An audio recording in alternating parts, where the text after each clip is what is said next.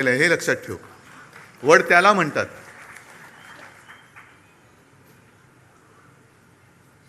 आणि मातोश्रीवरती शिंतोडे उडवत आहेत.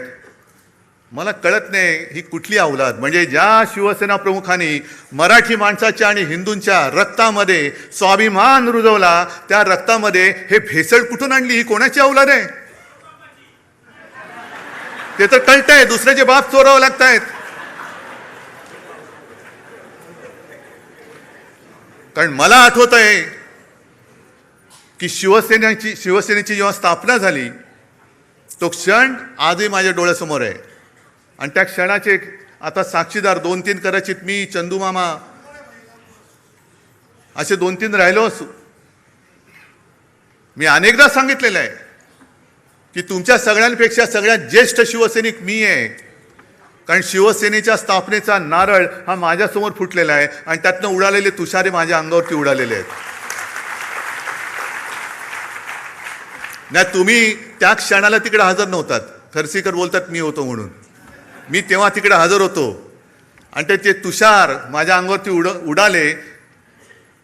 मी मागेही बोललोय की मला कल्पना नव्हती की ते उडालेले तुषार मला एवढं भिजवून टाकतील. की पूर्ण शिवसेनेची जबाबदारी माझ्या खांद्यावर येईल.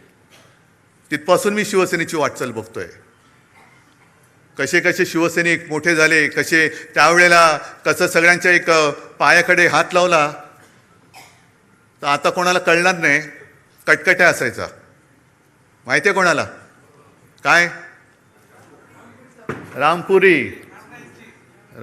आणि ते हे आमचा टाइमपास तोच. आम्ही शाळेतली मुलं सगळे लालबाग परळ, तेव्हा परेल नव्हतं, परळ होतं.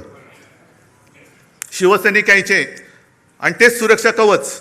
आणि कुठून कुठून दुसरीकडनं पण सगळे शिवसैनिक यायचे.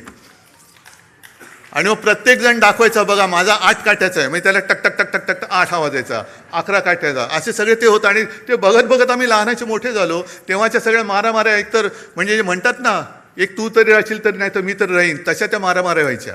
गँग वॉर, हे तसं गँग वॉर आत्ता जसं मध्ये झालं होतं तसं गँग वॉर नाही.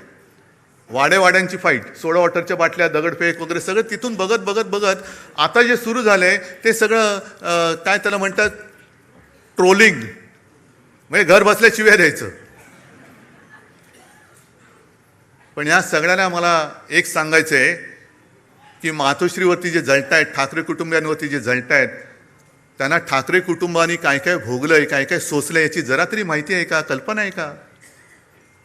आहे. आपण बोलताना बोलतो की हा महाराष्ट्र छत्रपती शिवाजी महाराज, शाहू फुले, आंबेडकर, सावित्रीबाई फुले यांचा आहेच. पण शिवाजी महाराजांच्या वेळेला सुद्धा गद्दार होतेच. शाहू फुले, आंबेडकर सगळ्यांना त्रास झालाय. महात्मा ज्योतिबा फुले आणि सावित्रीबाई यांच्यावर सुद्धा धोंडमार आणि शेणमार झालेली आहे. आज आपण त्यांना दैवत मानतो, पण प्रत्यक्ष होते त्यावेळेला त्यांच्यावरती शेणमार झालेली आहे. शाहू महाराजांना सुद्धा त्याचा सामना करावा लागलेला आहे. त्यांची सुद्धा बदनामी झालेली आहे.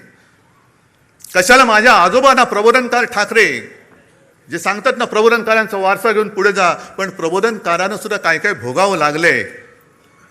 का?